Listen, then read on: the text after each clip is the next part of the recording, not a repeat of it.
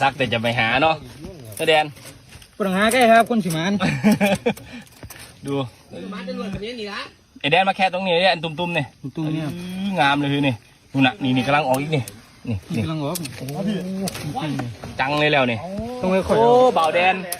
นหมานแทนมือนี่ แต่ยอดว่าโอ้เอามา เอาอะไรข้างหลังอีกเนาะแดนเนาะยังไม่แค่เลยเนาะข้างหลังเนาะ เฮ็ดไปเด้อขุดไปเด้อขุดเฮ็ดออกมานี่งามเลยหากันยากเลยเนาะ แพงเด้โลนึงเนาะไอ้เนาะเจ้าบาทนี่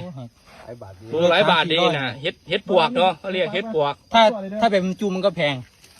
แบบอะไรนะ จุ่มเนี่ย จุ่มอ๋อจุ่มอันนี้ก็เรียกจุ่มอันนี้เริ่มบาน บามันก็ไม่แพง งามอยู่ของดีเลยดินี่สุดยอดเลยกำลังมันจะเกิดมันจะเกิดช่วงตี 3มันบานเหมือนบานจ่ายกันนี่โอ้หมานเด้